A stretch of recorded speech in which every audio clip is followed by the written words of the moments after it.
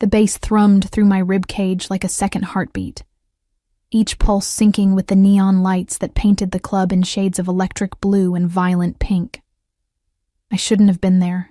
I knew that the moment I'd crossed the velvet rope, my worn sneakers squeaking against marble floors that probably cost more than my yearly rent. But Jenna had insisted, her manicured nails digging into my arm as she'd dragged me past the bouncer who'd looked at me like I was something stuck to his shoe. "Loosen up, Claire," she'd shouted over the music, pressing a glass of something expensive and amber into my hand. "You work yourself to death at that diner. Live a little. Live a little." The words tasted bitter even as the alcohol burned its way down my throat. Living cost money I didn't have. Living meant not picking up double shifts to pay for community college classes I attended half asleep. Living meant forgetting that my mother's medical bills sat in a stack on my kitchen counter, red ink screaming at me every time I walked past. But the alcohol helped. God, it helped. The second drink dissolved the knot in my shoulders. The third made the pulsing crowd seem less suffocating, more like a warm embrace. By the fourth, I'd stopped counting, stopped caring, stopped being the invisible waitress who smiled while men's eyes slid past her like she was part of the furniture. The club, Obsidian they called it, was the kind of place where money whispered instead of shouted. Crystal chandeliers dripped from ceilings so high they disappeared into shadow. Women in dresses that cost more than my car draped themselves over men in tailored suits, and everyone moved with the easy confidence of people who'd never checked their bank balance before buying groceries. I didn't belong here. But tonight, wrapped in the cheap bodycon dress Jenna had lent me and floating on a cloud of expensive vodka, I could pretend. "I need air," I slurred to Jenna, who was wrapped around some banker type with salt and pepper hair. She waved me off without looking, and I stumbled toward what I hoped was an exit. The hallway was quieter, muffled. My heels, also Jenna's, half a size too small, clicked against the floor as I weaved past velvet curtains and closed doors. The walls here were deep burgundy, the lighting low and amber. It smelled different, too, not the cloying mix of perfume and sweat from the dance floor, but something cleaner. Expensive.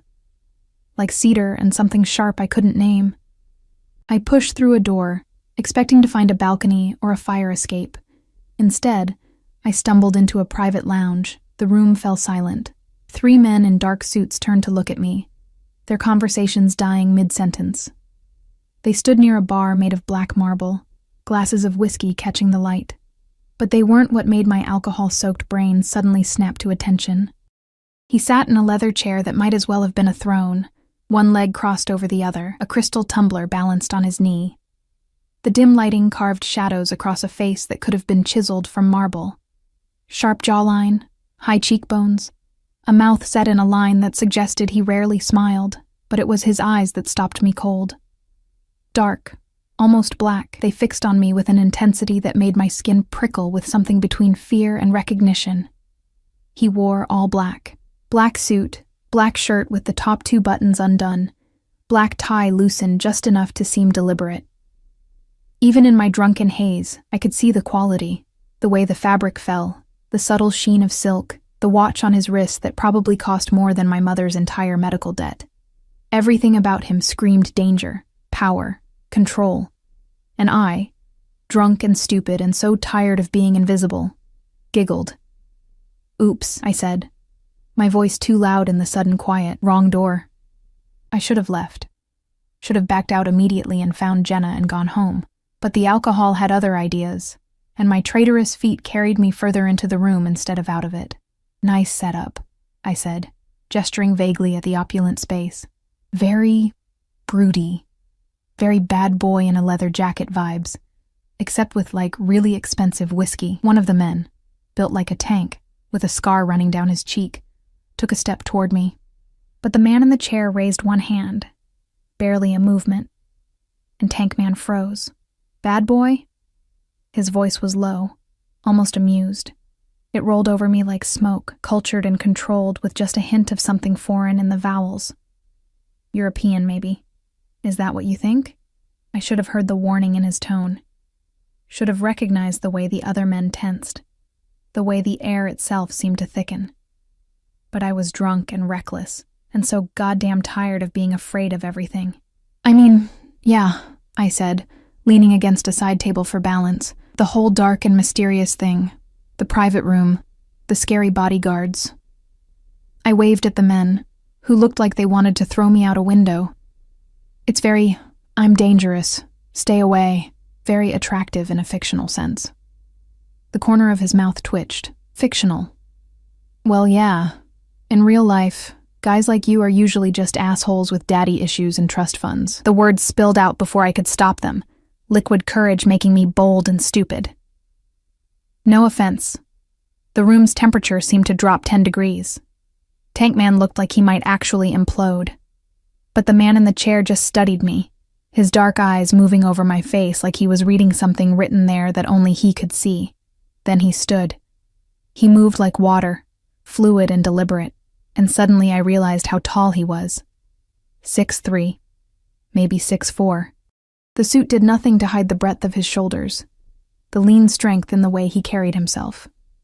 He crossed the distance between us in 3 strides, and the smell hit me, cedar and gunpowder, and something clean and masculine that made my knees weak. "You're drunk," he said. It wasn't a question. Very observant, I looked up at him, my neck craning back. This close, I could see details. A thin scar through his left eyebrow, a tiny nick on his jaw from shaving, the way his pupils dilated slightly as he looked down at me. "And you're judgy. We all have our flaws. Judgy," he repeated, like he was tasting the word. Then so fast I didn't see it coming, his hand came up and gripped my chin. Not hard, not bruising, but firm enough that I couldn't look away. His thumb pressed against my lower lip, and I felt that touch everywhere, a spark that traveled down my spine and pooled low in my belly. "Let me clarify something," he said, his voice dropping to barely above a whisper. His face was inches from mine now, close enough that I could feel his breath against my skin. "I'm not a bad boy. Bad boys are children playing at rebellion, looking for attention." His grip tightened just slightly, his eyes boring into mine. "I'm something much worse." My heart slammed against my ribs. The alcohol haze was burning off fast, replaced by a clarity that made everything sharp and bright and terrifying. This wasn't a game. This wasn't some rich playboy at a club. The danger I'd sensed wasn't aesthetic. It was real, thrumming in the air between us like a live wire. My voice came out breathy, small. "I should go." "Yes," he agreed, but he didn't let go. His thumb traced my lower lip once, a touch so intimate and possessive that my breath caught. "You should." Then he released me, stepping back with the same fluid grace. He pulled a phone from his pocket, one of 3 I could see clipped to his belt, and said something low in a language I didn't recognize. One of the other men appeared at my elbow. Not Tankman, but someone younger, with kind eyes that didn't match the hardness of his jaw. "Marco will escort you to your friend," the man said, returning to his chair like I'd already ceased to exist. But just as I turned to leave, dizzy and confused, and feeling like I'd just survived something I didn't understand, his voice stopped me. "What's your name?" I shouldn't have answered. Every self-preservation instinct I had was screaming at me to run. But I turned back, and those dark eyes caught mine again, and I heard myself say, "Claire. Claire Morrison." He smiled then. It was a terrible smile, beautiful and cold and full of promise. "Claire Morrison," he repeated, like he was memorizing it. "Go home, Claire, sleep this off, and pray we don't meet again." The words felt like a curse and a blessing all at once. Marco, polite, silent Marco, guided me back through the maze of hallways, his hand barely touching my elbow, but somehow managing to keep me upright. Jenna was still on the dance floor, and I let Marco deposit me beside her before he disappeared like smoke. "Where did you go?" Jenna shouted, but her words were already fading, drowned out by the sudden rushing in my ears. I touched my lip where his thumb had been, and it burned. Somewhere behind me, in a room I'd stumbled into by accident, a man I didn't know now knew my name, and something in his smile told me that accident was about to become the worst mistake of my life. Or maybe something whispered in the back of my mind. The beginning of something I wouldn't survive intact. The music pulsed, the lights flashed, and I felt his eyes on me even though I couldn't see him, watching, claiming, deciding my fate with the same calm control he'd used to touch my face. I should have run, but something told me it was already too late. I woke up to sunlight stabbing through my blinds like an accusation, and a headache that felt like my brain was trying to escape through my skull. The dress, Jenna's dress, was tangled around my waist, and my mouth tasted like I'd gargled with ashtray water. For a blessed few seconds, I didn't remember. Then it hit me. The club, the private room. Him, oh God. I whispered to my empty apartment, pressing my palms against my eyes. Oh God, oh God, oh God. What had I done? I'd walked into a private room in the most exclusive club in the city, insulted someone who was clearly important, and then my stomach churned. I'd let him touch my face like he owned me. And the worst part, the part that made shame crawl up my throat, was that I'd liked it. My phone buzzed. 12 missed calls from Jenna and a text. Girl, where did you go? That guy who walked you back to me was hot. Details now. I typed back a quick lie about getting sick and calling an Uber, then dragged myself to the shower. The hot water did nothing to wash away the memory of his eyes, dark and knowing, or the way his voice had wrapped around my name like a promise. Pray we don't meet again. Fine by me. I never wanted to see that place or that man again. By noon, I was at Murray's diner, tying my apron and trying to ignore how my hands shook as I poured coffee. The breakfast rush was dying down, leaving behind the usual scattered locals and truckers passing through. Safe. Normal. My world. You look like death, Gary said from the kitchen window, his weathered face creasing with concern. He'd owned Murray's for 30 years, and he'd given me this job when I was 18 and desperate. You coming down with something? Just a late night, I said, forcing a smile. I'm fine. I wasn't fine. Every time the door chimed, my heart jumped. Every time I saw a black car pass by the window, my stomach clenched. It was ridiculous. Men like him didn't come to places like this. They lived in a different stratosphere, one I'd briefly touched before gravity yanked me back down to earth. By 3 o'clock, I'd almost convinced myself I was being paranoid. Then the door chimed, and everything stopped. 3 men walked in first. They weren't dressed for Murray's diner. Expensive suits, sharp eyes, the kind of coiled alertness that said they were always looking for threats. One of them was Tank Man from last night, the scar on his face catching the fluorescent light. They scanned the room with military precision, and when their eyes landed on me, I saw recognition. My coffee pot slipped, splashing hot liquid across the counter. Shit, I hissed, grabbing a rag, my hands shaking so badly I could barely clean it up. Then he walked in. In the harsh light of day, in my diner with its cracked vinyl booths and faded linoleum, he looked even more out of place. The suit today was charcoal gray, perfectly tailored, with a black shirt underneath that probably cost more than my car. His hair was dark, pushed back from his face, and in the sunlight streaming through the windows, I could see hints of silver at his temples. He saw me immediately. Those dark eyes found mine across the diner, and a slow smile curved his mouth. The same terrible smile from last night. Every customer in the diner went quiet. Even Gary stopped clattering dishes. He walked toward me, his men flanking him, and I felt like prey watching a predator approach. My back hit the counter, and I realized I'd been backing away without meaning to. "Hello, Claire," he said, his voice carrying in the sudden silence. "We need to talk. I'm working." My voice came out thin, reedy. "You need to leave." "No." He pulled out a chair at the counter, my counter, where I'd served coffee to Mrs. Henderson every Tuesday for 4 years, and sat like he owned the place. Coffee. Black. His men positioned themselves by the door and the windows. Not threatening exactly, but making it very clear that no one was leaving until he decided they could. Gary emerged from the kitchen, his face pale. "Sir, I don't want any trouble." "There won't be any." The man didn't even look at him, his eyes fixed on me. "As long as Claire cooperates." My hand shook as I poured coffee, sloshing it into a mug.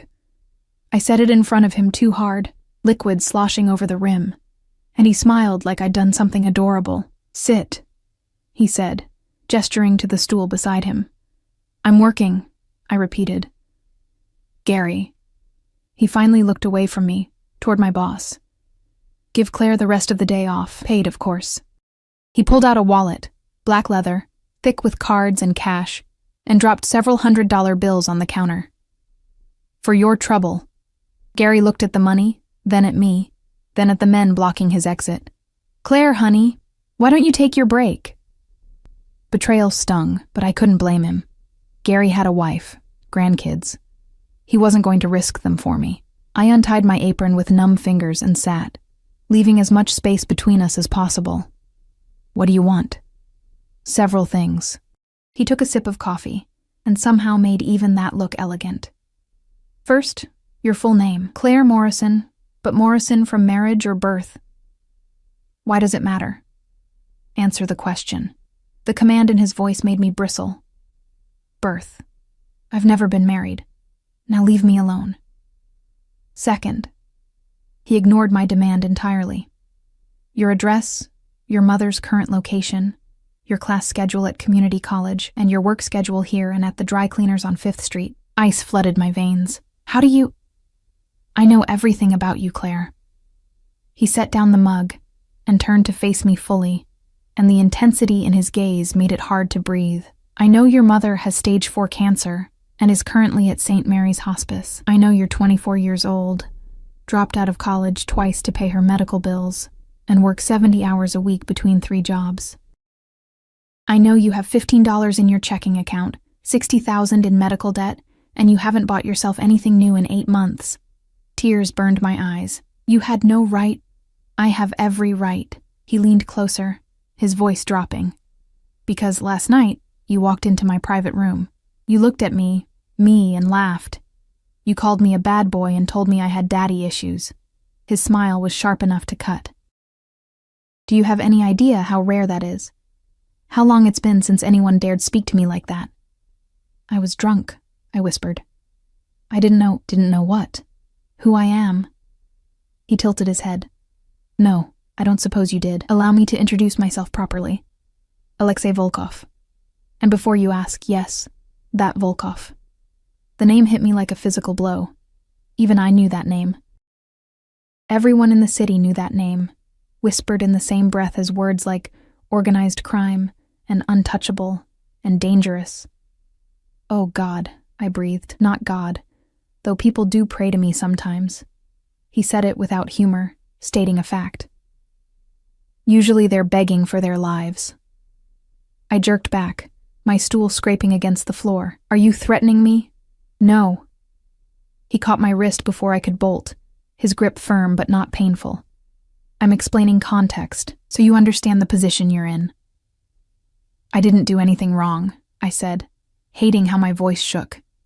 "I stumbled into the wrong room, that's it. I'm nobody. I'm not a threat to you." "No, you're not." His thumb traced circles on the inside of my wrist, right over my racing pulse. "You're something much more problematic." "What? Interesting." The word hung between us like a curse. "Last night you should have died," he continued conversationally, like we were discussing the weather. "Or at the very least, you should have been taught a lesson about respecting boundaries. Do you know what I did instead?" I shook my head, not trusting my voice. "I let you go. And then I couldn't stop thinking about you." His grip tightened just slightly. "About the way you looked at me like I was just a man. About how you tasted fear for only a moment before courage, or stupidity, took over. About how your pulse jumped under my thumb, just like it's doing now." "Please," I whispered. "I don't want any trouble. I'll forget I ever saw you. I'll never go back to that club. You'll do exactly what I tell you." He released my wrist and stood, pulling something from his pocket. A phone, sleek and new, still in its box. "This is yours now. It has one number programmed into it. Mine. You will answer when I call. You will go where I tell you to go. And in return, I will take care of your problems." He pulled out another piece of paper, A check, I realized, my vision blurring as I saw the amount, $60,000, the exact amount of my mother's medical debt. "No," I said, shoving it back at him. "No, I don't want your money. I don't want anything from you." "It's not a request, Claire." He placed the check on the counter, then the phone beside it. "Your mother will be transferred to a private facility today. The best oncologists, experimental treatments, whatever she needs. Your debt will be cleared. You'll quit your jobs. All of them. And you will be available when I need you." Need me for what? Horror was crawling up my spine. Ugly scenarios playing through my mind. He leaned down, his mouth close to my ear, and I could feel the heat of him, smell that cedar and gunpowder scent. "That's the question, isn't it? I haven't decided yet, but you intrigue me, Claire Morrison. And I always acquire things that intrigue me." "I'm not a thing," I bit out, finding a spark of anger through the fear. "No." He straightened, and something flickered in his eyes. Approval, maybe, or amusement. "You're not. Which is why this will be so much more interesting than I anticipated." He started toward the door, his men falling into formation around him. But he paused at the threshold, looking back over his shoulder. "Oh, and Claire, don't try to run. I have people everywhere. Your apartment, your mother's hospice, even here." He smiled that terrible smile again. "You're mine now. The sooner you accept that, the easier this will be." Then he was gone, sliding into a black SUV with tinted windows that had been idling outside. The vehicle pulled away, and slowly, the diner came back to life. Customers whispering, Gary's face pale as he stared at the money still on the counter. I looked down at the check and the phone, my hands shaking so hard I had to grip the counter to stay upright. $60,000. My mother's life, spelled out in ink and numbers, and all it would cost me was my freedom. I picked up the phone with numb fingers and saw a text already waiting. "Answer when I call, Claire. I don't like to be kept waiting." My gilded cage had just snapped shut, and I hadn't even heard the lock turn. Word count, 2,99, finalizado o bloco 2 com 2,99 palavras. A história avança para o dia seguinte. Mostra Alexei invadindo o mundo normal de Claire. Revela sua identidade como chefe da máfia. E estabelece a dinâmica de poder e possessividade. Termina com tensão sobre o que acontecerá em seguida. The phone rang at 2 in the morning. I'd been staring at the ceiling of my apartment for hours, the check burning a hole in my nightstand drawer where I'd shoved it like hiding it would make this nightmare less real. I'd called my mother's hospice 3 times.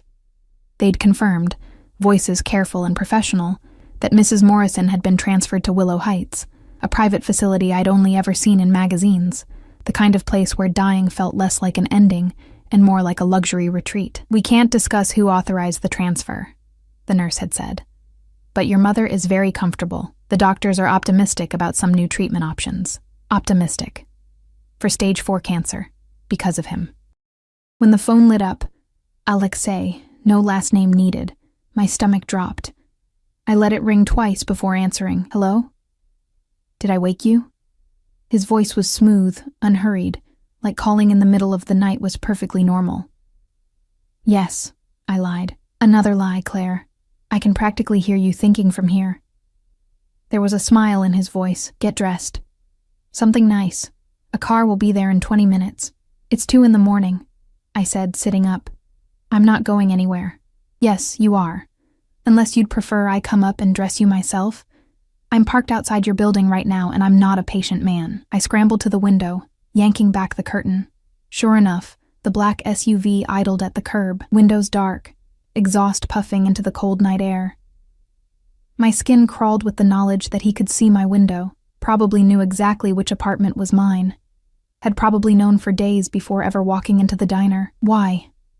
My voice cracked. "What do you want?" "I want you to get dressed, Claire. The clock is ticking." He hung up. I stood there, frozen, clutching the phone. I could refuse, could lock my door, call the police, tell them I was being harassed by Alexei Volkov. And then what? The police couldn't touch him. Everyone knew that. And my mother would be transferred back to county hospice, back to dying slowly in a shared room with flickering lights and overwhelmed nurses, back to me working myself to death for treatments that only bought her weeks instead of months. 18 minutes later, I was in the back of the SUV. I'd chosen the only nice thing I owned, a simple black dress I'd bought for my high school graduation and had worn to every funeral and interview since. It was slightly too big now, hanging off shoulders that had gotten bonier over the past year. I'd tried with makeup, but my hands had shaken too badly, so I'd settled for mascara and lip gloss. The driver, not Marco, someone new with dead eyes and scarred knuckles, said nothing as we drove through the empty city streets. We headed away from downtown, toward the waterfront, where old warehouses had been converted into expensive lofts and exclusive restaurants. We stopped in front of a building with no sign, just a number in brass. The driver opened my door, and I stepped out into the cold, wrapping my thin coat tighter. "Top floor," he said. His first and only words to me. The elevator was all mirrors and soft lighting. I watched my reflection fracture and multiply as we rose, a scared girl playing dress-up, way out of her depth. The doors opened directly into a penthouse, and the space stole my breath.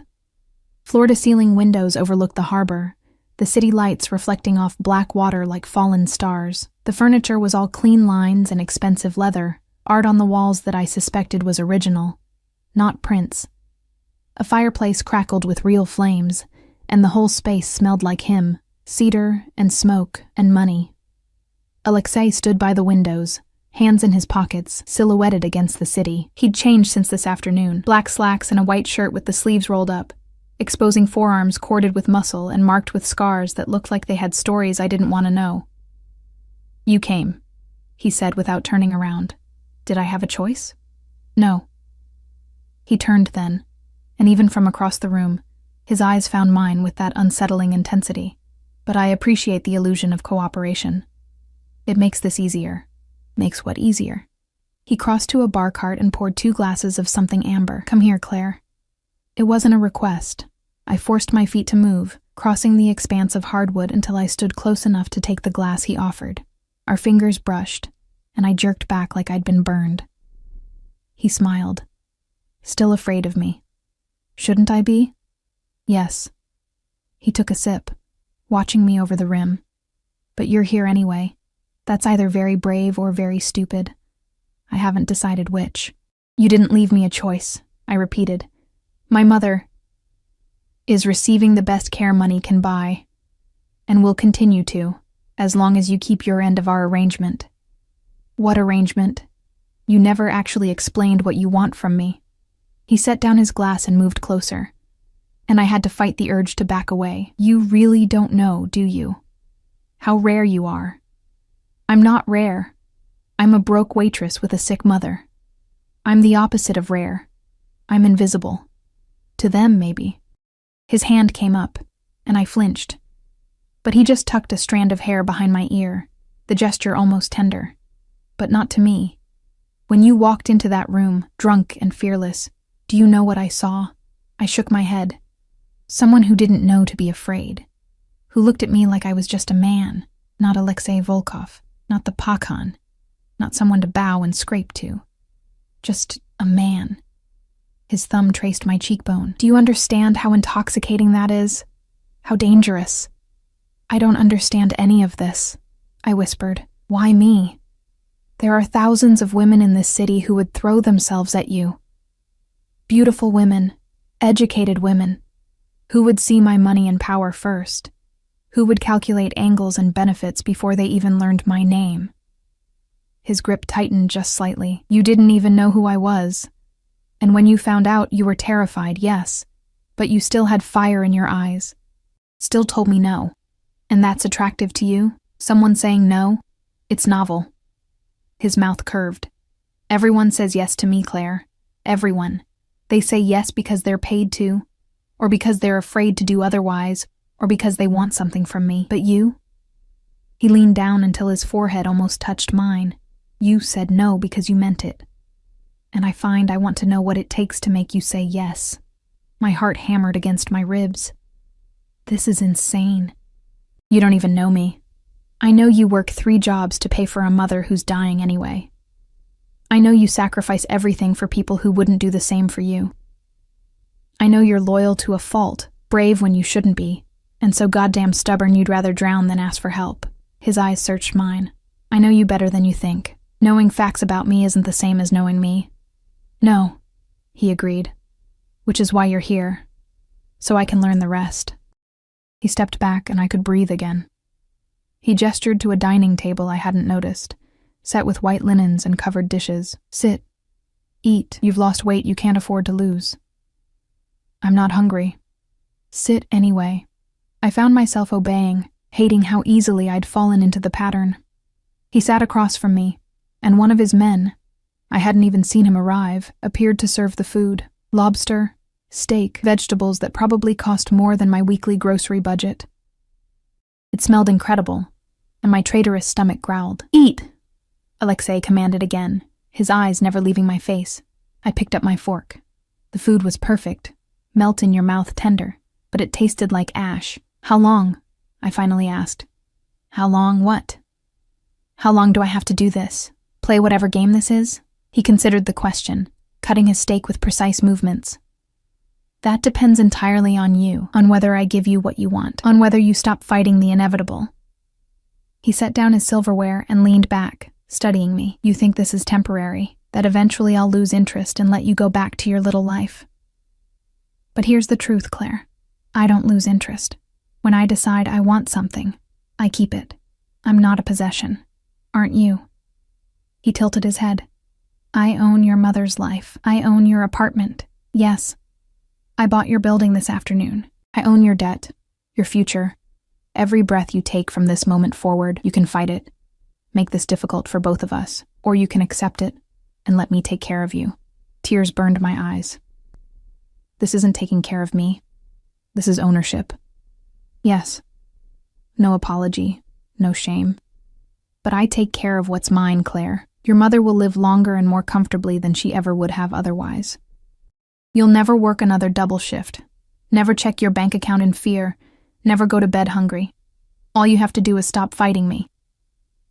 And if I can't? Something dangerous flickered in his eyes. Then I'll break you down until you can. But I'd rather not. I like your fire. I just need to redirect it. He stood and offered his hand. Come. I want to show you something. Every instinct screamed at me to refuse. But I took his hand, warm, calloused, surprisingly gentle, and let him lead me to the windows. Look, he said, standing behind me, his chest against my back. What do you see? The city. My city. His arms came around me, caging me in, his chin resting on top of my head. Every light down there represents something I control. Businesses, politicians, police. I built an empire from nothing, Claire, clawed my way up from streets that would have killed a weaker man, and now I stand here, and the city bends to my will. Then why do you need me? My voice was small, defeated. You have everything, not everything. His arms tightened. I have power, money, respect, but I don't have something soft to come home to. Something pure that hasn't been corrupted by my world. Something that looks at me and sees a man, not a monster. But you are a monster, I whispered. He laughed, and I felt it rumble through his chest. Yes. But monsters need something to protect, don't they? Something to fight for beyond territory and money. And you, Claire Morrison, with your selfless heart and stubborn pride, you'll be mine to protect. I don't want to be protected. I want to be free. Same thing with me. His lips brushed my temple. In my world, freedom without protection is just a pretty word for dead. You'll understand eventually. We stood there, wrapped in darkness and city lights, and I felt the cage close tighter. He was warm against my back, solid and real, and I hated how a tiny part of me, a part I didn't want to acknowledge, felt safe despite everything. Take me home, I said finally. This is your home now. Alexei. But, he interrupted, I'm not unreasonable. You can go back to your apartment tonight. Collect your things tomorrow. By tomorrow night, you'll move here. No. His hand caught my chin, turning my face toward him. Yes, Claire. Stop saying no when we both know it's inevitable. He kissed me. It wasn't gentle. It was claiming, possessive, his mouth demanding submission even as I tried to pull away. But his arm was iron around my waist, and his other hand buried in my hair, holding me exactly where he wanted me. And God help me, after a moment of resistance, my body betrayed me. softening, melting, kissing him back with a desperate hunger I didn't know I possessed. When he finally pulled away, we were both breathing hard, and his eyes were black with want. "Tomorrow night," he said again. "Don't make me come get you." The driver took me home in silence, and I sat in the back seat with my lips still burning, tasting cedar and smoke and my own surrender. I didn't sleep. How could I? With the taste of him still on my lips, and the weight of his ultimatum pressing down on my chest like a stone. I sat on my threadbare couch as dawn broke through my window, painting my tiny apartment in shades of gray and gold, and tried to figure out how my life had derailed so completely in 48 hours. My phone, his phone, sat on the coffee table, silent and accusatory. I'd stared at it for hours, imagining throwing it out the window, smashing it, making some grand gesture of defiance. But my mother's face kept appearing in my mind, the way she'd looked last month, gray and hollow, her hand so thin in mine. And then yesterday, when I'd finally worked up the courage to visit Willow Heights, the private room with the view, the attentive nurses, the way she'd smiled without pain for the first time in months. "They say I might have more time," she'd whispered, squeezing my hand. "Real time, Claire. Maybe even a year. How did you manage this?" I'd lied. Said I'd gotten a better job, a benefactor, anything but the truth. That I'd been bought. That her life had been purchased with my freedom by a man whose touch still burned on my skin. At 9 a.m., there was a knock at my door. I opened it to find Marco, kind-eyed Marco from the club, holding garment bags and boxes. Behind him, 2 other men carried suitcases. "Mr. Volkov thought you might need help packing," Marco said, his voice carefully neutral. "And he sent some things for you." "I haven't agreed to move," I said, but my protest sounded weak even to my ears. Marco's expression turned sympathetic. "Miss Morrison, I've worked for Mr. Volkov for 8 years. In that time, I've never seen him change his mind once it's made up. You can make this easy or hard, but the outcome will be the same." I let them in because what choice did I have? They were professional, efficient, packing up my meager belongings with more care than they deserved. Meanwhile, I opened the garment bags with shaking hands. Dresses, designer dresses in my exact size. How did he know my size? In rich fabrics and jewel tones. Shoes that looked like art. Lingerie that made me flush just looking at it.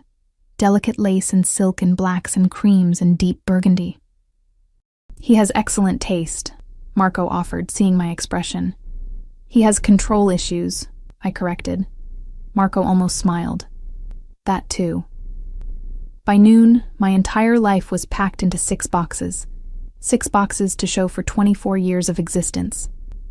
The apartment I'd lived in for 3 years was empty, echoing, already feeling like it belonged to someone else.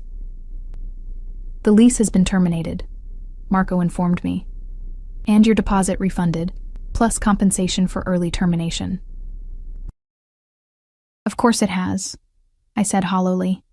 The drive to Alexei's building, my new home, I couldn't even think it without tasting bile, took 20 minutes. Long enough for panic to claw at my throat, short enough that I couldn't talk myself into jumping out at a red light. The penthouse in daylight was even more intimidating. Floor-to-ceiling windows flooded the space with light, making everything sharp and exposed. No shadows to hide in, no darkness to soften edges. "Mr.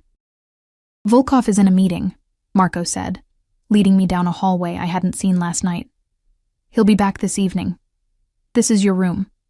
He opened a door, and I stepped into a space 3 times the size of my entire apartment. The bed was enormous, draped in white linens that probably cost more than my car. A sitting area with a chaise lounge faced more windows overlooking the harbor. There were fresh flowers on the dresser. Peonies, delicate and pink. "Your bathroom is through there," Marco gestured. "And your closet. Mr. Volkov had it stocked, but if you need anything else, just let me or any of the staff know." "Staff?" I echoed weakly.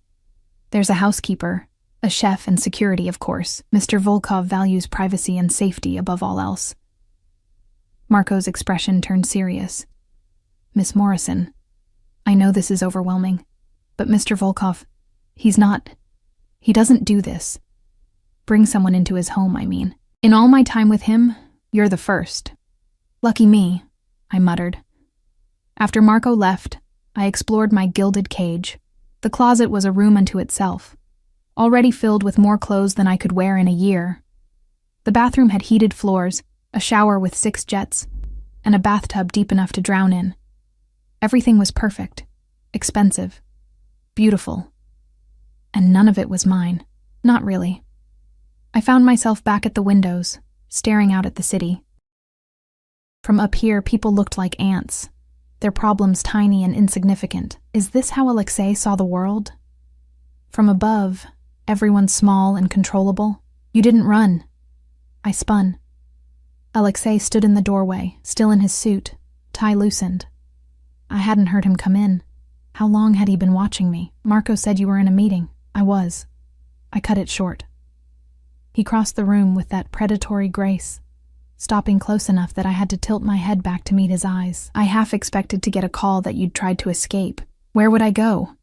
The bitterness in my voice was sharp enough to cut. You own everything. My mother, my apartment, my debt. You've made sure I have nowhere to run. Yes, he agreed without shame. Then his hand came up, cupping my face with a gentleness that didn't match his words. But you're here anyway. Why? Because you gave me no choice. There's always a choice, Claire. You could have refused, tried to disappear, find a way to fight me. But you didn't. His thumb traced my lower lip, the gesture now familiar and terrifying. Why? I wanted to lie, to throw his arrogance back in his face. But standing there with his dark eyes boring into mine, I found I couldn't. My mother, I whispered. She has a chance now. A real chance. I can't take that away from her, so you'll sacrifice yourself instead. Something flickered in his expression, approval mixed with something darker. Such loyalty, such devotion. Do you know what I would have done at your age for someone who loved me like that? What? Anything. The word was heavy with old ghosts. Everything. I would have burned the world down. His hand slid to the back of my neck, holding me in place. But no one did. Love me like that, I mean. Everyone who claimed to either wanted something or feared me. Usually both. And I'm different? I challenged, finding some spark of courage. I'm here because I'm terrified of you. Because you manipulated me with my mother's life. That's not love, Alexei. That's coercion. I know. He leaned down until his forehead touched mine. But it's a start. Fear can become something else, given time. And I have nothing but time to spend on you. This is insane, I breathed. You can't force someone to care about you, can I? His smile was sharp. I can force proximity, force you to see me, not the monster everyone else sees. Force you to accept comfort and safety in everything you've been denying yourself for years. And eventually, Claire, you'll stop fighting. You'll realize that this cage I've put you in is more freedom than you've ever had. That's not freedom. That's Stockholm Syndrome. Call it what you want. He pulled back slightly, his hands dropping to my shoulders. But tell me, when was the last time you slept through the night? When did you last eat a meal without counting the cost? When did you do anything just because you wanted to, not because you had to? I couldn't answer. Couldn't remember. That's what I thought. His voice softened just slightly. I'm not a good man, Claire. I've done things that would make you sick if you knew.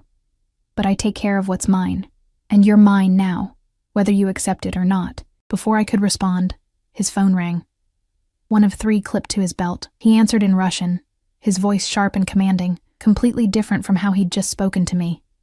He listened, his jaw tightening, and I saw the shift.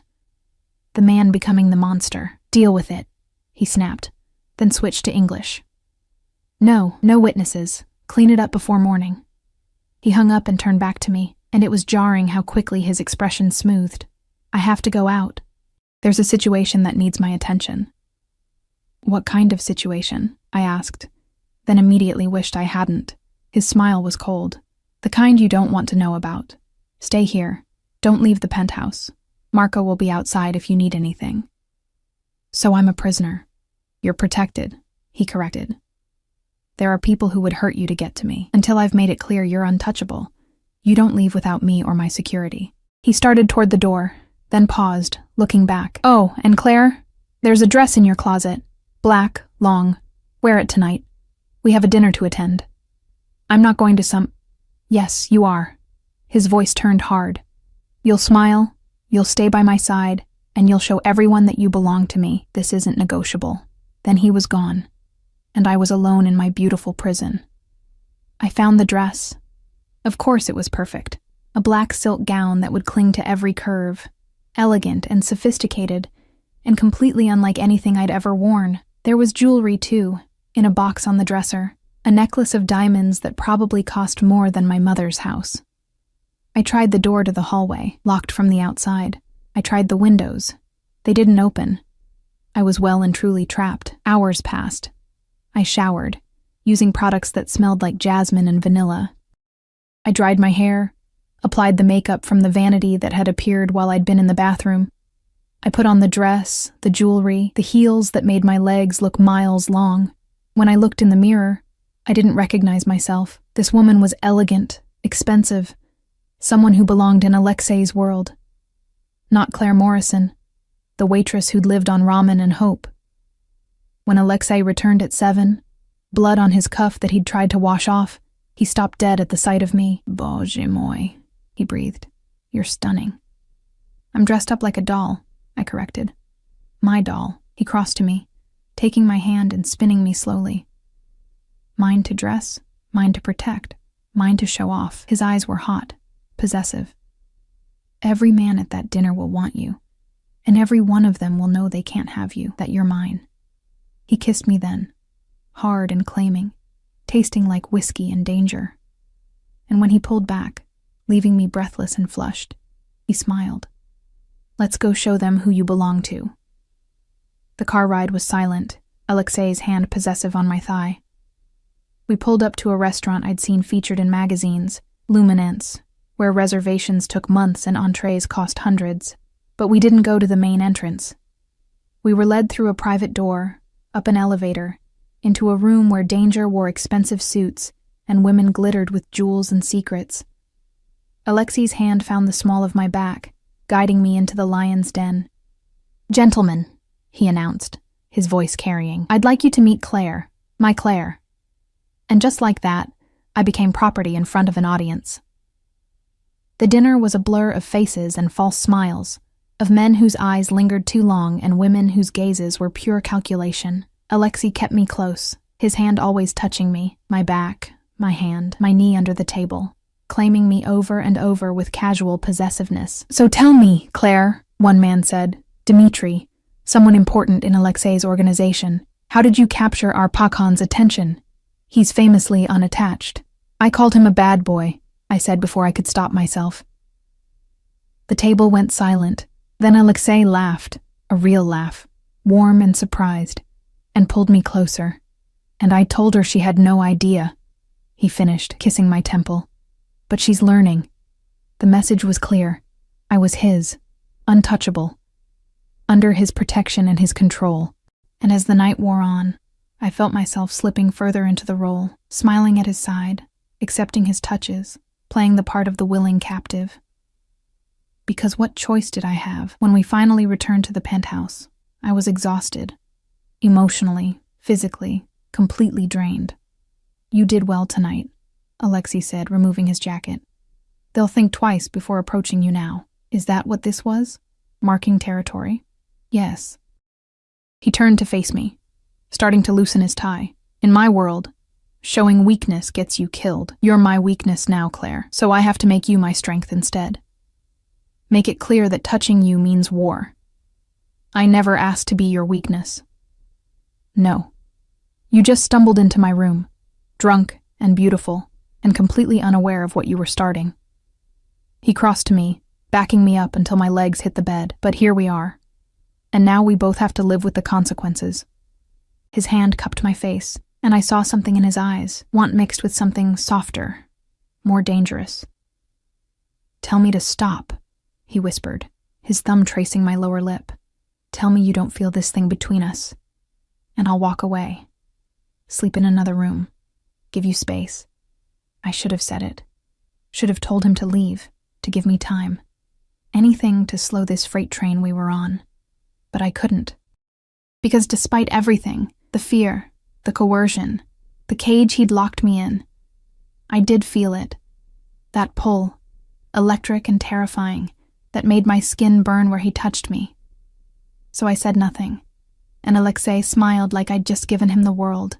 He kissed me like he was claiming something he'd already owned, his mouth demanding and sure. My hands fisted in his shirt, torn between pushing him away and pulling him closer, and my body made the choice for me, arching into him, surrendering to the heat that had been building between us since that first night in the club. Claire. He breathed against my lips, and hearing my name in his voice like that, reverent, desperate, undid something in me. We fell onto the bed in a tangle of silk and desperation, and for those hours, I let myself forget. Forget the cage. Forget the coercion. Forget everything except the way he touched me like I was something precious and breakable and his. When I woke in the early morning light, wrapped in Egyptian cotton sheets in Alexei's arms, reality came crashing back. What had I done? I'd slept with my captor, let him touch me, claim me, mark me as his in the most fundamental way, and God help me, I'd wanted it, had begged for it, my voice breaking on his name as he'd taken me apart piece by piece. Stop thinking so loud, Alexei murmured, his voice rough with sleep. His arm tightened around my waist, pulling me back against his chest. I can hear your regret from here. I should regret it, I whispered. But you don't. Not really. His lips found the curve of my shoulder, gentle. You're angry that you don't regret it. That's different. He was right, and I hated him for it. What happens now? I asked. Now? He rolled me to face him, and in the soft morning light, he looked younger, less dangerous, almost human. Now you stop fighting the inevitable. Accept that you're mine. Let me take care of you the way you deserve. By keeping me prisoner? By keeping you safe. His hand traced down my spine. There are things happening, Claire. Movements in my organization, challenges to my authority. Having you here, making it clear you're under my protection. It's not just about possession. It's about keeping you alive. Fear spiked through me. What kind of things? Nothing you need to worry about, but his expression had hardened, the man becoming the monster again. I'll handle it. The next few weeks fell into a strange routine. Alexei would leave early, dealing with business I didn't want to understand. I'd spend my days in the penthouse, reading, learning to navigate my new life. My mother's condition improved steadily. She'd gained weight, had color in her cheeks again, talked about maybe seeing next Christmas. And at night, Alexei would come home to me. We'd have dinner. Sometimes he'd cook, surprisingly domestic as he moved around the kitchen with the same precision he brought to everything. We'd talk, carefully avoiding topics like my freedom or his business. And then he'd take me to bed, and I'd let myself pretend this was normal, that I was here by choice. But the illusion shattered 3 weeks after I'd moved in. I woke to voices, angry, sharp Russian from the living room. Alexei's voice, cold with fury, and another man's, defensive and afraid. I pulled on a robe and crept to the doorway. Alexei had someone on their knees in front of him. Marco and 2 other guards stood nearby, weapons drawn. The man on his knees was young, maybe 25, bleeding from a cut above his eye. You stole from me, Alexei said, his voice conversational. $300,000, moved through accounts you thought I wouldn't notice. Pakan, please, I can explain. I don't want explanations. I want you to understand what happens when you betray me. Alexei pulled a gun from his waistband, and my heart stopped. Alexei, no, I gasped, stepping into the room before I could think better of it. Everyone froze. Alexei's head snapped toward me, his expression darkening. Get back in the bedroom, Claire. You can't just kill him. Yes, I can. His voice was ice. This is my world, my rules, and thieves get 1 warning. He turned back to the man. You're lucky I'm in a good mood. You get to keep your life, but your brother's debt? Tripled. And you work for me until it's paid. Understood? The man nodded frantically, and Marco hauled him up, dragging him toward the elevator. When they were gone, Alexei turned to me, and I saw the monster clearly for the first time. Not the man who cooked me dinner or held me at night, but the Pakan who ruled through fear and violence. "Never interfere with my business again," he said quietly. "Never." "You were going to kill him?" I whispered. "Maybe. Maybe not. But you don't question me in front of my men, Claire. You don't show weakness or doubt. Do you understand what you just did? You made me look soft. Good. Maybe you should be soft sometimes instead of—" He was across the room in 2 strides, his hand gripping my jaw. "Listen to me very carefully. That man stole from me. In my world, that's a death sentence. I showed mercy because of you, because I'm trying to be better when you're watching. But there are others who won't see it that way, who will think I'm weak, that they can challenge me, and when they do, people die. My people. Maybe even you." Tears burned my eyes. "What you'll always be. I can't do this." His grip softened, his thumb wiping away a tear. "Yes, you can. Because you're stronger than you think, and because you know I'd burn this city to ash before I let anything happen to you." "That doesn't make it better, Alexei. That makes it worse." He pulled me against his chest, and I hated how I melted into him. How even now, terrified and disgusted, my body sought his comfort. "I know," he whispered into my hair. "I know, Malaya. But it's what I have to give you. Violence wrapped in protection. Danger disguised as safety. And you'll learn to accept it because the alternative is going back to that life where you worked yourself to death, and your mother died slowly in a county hospice." He was right. God help me, he was right. The weeks turned into months. I learned the rules of Alexei's world. Never ask about business. Never show fear in front of his men. Never leave the penthouse without Marco or Alexei himself. My mother continued to improve, even started talking about remission. My old life faded like a dream, and slowly, terrifyingly, I stopped wanting to leave. It happened in increments, the way Alexei would text me during the day, "Thinking of you, stay safe," and my heart would flutter. The way he'd come home exhausted and dangerous, and I'd wait up for him anyway, needing to know he was okay. The way he'd hold me at night like I was the only real thing in his world of shadows and lies. I was falling for my captor, Stockholm Syndrome in its purest form. But it was more than that, because Alexei was falling too. I saw it in the way he'd cancel meetings to eat breakfast with me, the way he'd ask about my day like it mattered, like my small world of books and calls to my mother was as important as his empire, the way he'd touch me, not just with possession anymore, but with tenderness that seemed to surprise him as much as it did me. "You've ruined me," he told me one night, holding me in the dark. "I used to be focused, controlled. Now I spend half my time thinking about you, worrying about you, planning ways to make you smile." "Is that so terrible?" I whispered. "It's dangerous. Love makes you weak." My heart stopped. "Love?" He was quiet for a long moment. "What else would you call it? This obsession, this need to have you close, to know you're safe, to see you happy. I've killed men for less loyalty than you show your mother. I've destroyed lives for looking at me wrong. But you?" His hand found mine in the dark. "You looked at me like I was just a man. And I've been trying to be that man ever since." Tears slipped down my cheeks. "I can't love you. You took away my choice. I know." His voice was rough. "But I'm hoping that maybe, eventually, you'll choose me anyway.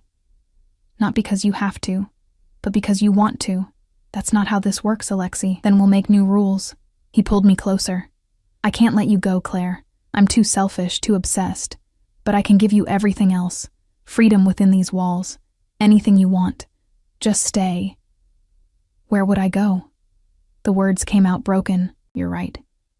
You've given me everything. My mother's alive. I don't have to work myself to death. I sleep through the night. I'm safe. But I'm also a prisoner who's starting to love her cage. And I don't know which is worse. Love me instead," he whispered. "Love me. And I promise I'll spend the rest of my life making sure you never regret it." It should have been manipulation, should have been another way to control me. But in his voice, I heard the truth. The desperation of a man who'd built an empire but never had anything real. Who'd lived his whole life with people fearing or using him, never just choosing him. I'm afraid, I admitted. Good. So am I. He kissed my forehead. But we'll be afraid together. The change came 6 months after I'd moved in.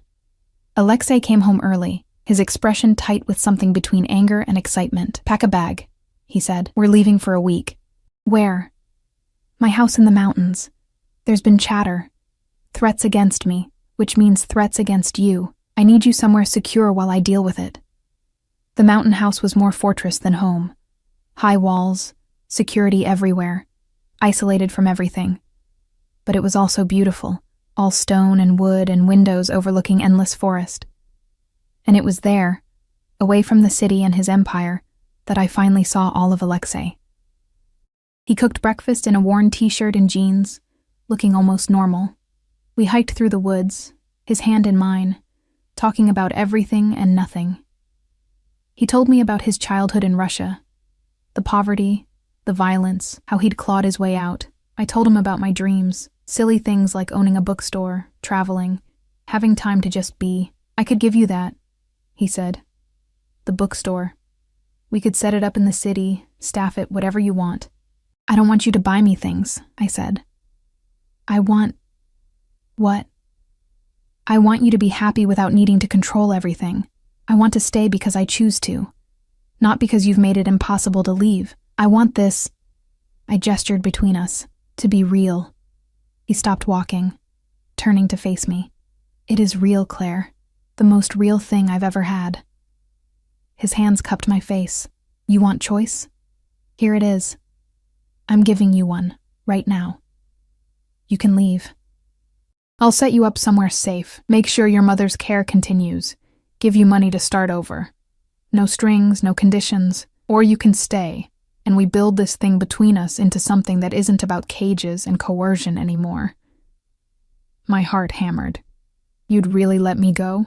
It would kill me. But yes. His voice was raw. Because you're right. I can't force you to love me. And holding you prisoner isn't the same as having you choose to stay. I looked at him. This dangerous, damaged man who'd upended my life, who'd taken away my freedom and given me safety, who'd scared me and protected me and shown me what it meant to be someone's entire world. If I stay, I said slowly, things change. No more locked doors, no more guards following me everywhere. I need freedom, Alexei. Real freedom. Even if it scares you. Done. No hesitation. And you have to talk to me. About your business. About the dangers. About everything. No more protecting me by keeping me in the dark. Done. And you have to trust me. Trust that I won't run. That I'm choosing this. Choosing you. His hand shook slightly against my face. That's the hardest one. But yes. Done. I took a deep breath. Then I'm staying. Not because I have to, because I want to. The kiss was different this time, not claiming or possessive, but grateful. Relieved. Like he'd been holding his breath for months and could finally breathe. I love you, he said against my lips. I know I've done everything wrong, handled this all wrong. But I love you, Claire. And I'll spend the rest of my life proving I can be worthy of you choosing me. I love you too, I whispered, and felt the truth of it in my bones. God help me. I love you too. We stayed in the mountains for a week, and when we returned to the city, something had shifted. The cage was still there, his security, his need to protect me, his world of danger and violence. But the lock was gone. Alexei kept his promises. I could leave the penthouse when I wanted, go where I chose. He talked to me about his business, the threats, the challenges.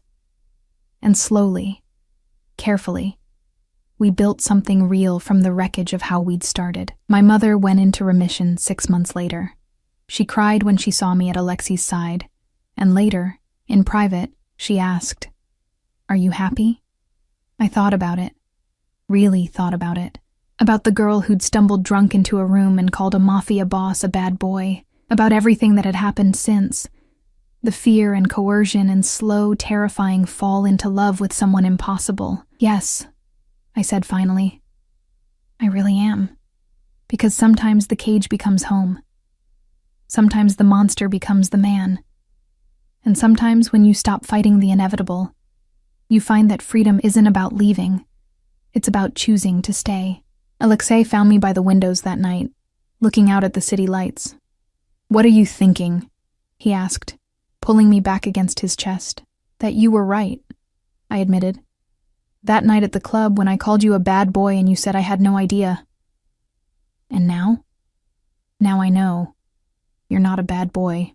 You're dangerous and possessive and way too overprotective." I turned in his arms, looking up at him. "But you're also mine, and I'm choosing you every day, even when it's hard." His smile was brilliant, rare, real. "Every day?" "Every day," I promised. And as he kissed me, the city spreading out below us like a kingdom we ruled together, I realized that sometimes the worst mistakes become the best decisions. That sometimes the man who takes away your choice gives you back something better. A life you never knew you wanted, filled with danger and passion, and a love so fierce it could burn down the world. I'd drunkenly called the Mafia boss a bad boy. He'd pulled me in and whispered that I had no idea, and he'd been right. I'd had no idea what I was starting, no idea where that moment would lead, but standing in his arms, with my mother alive, and my future bright, and my heart finally, impossibly full, I wouldn't change a single moment. Even the cage had become my choice, and that made all the difference.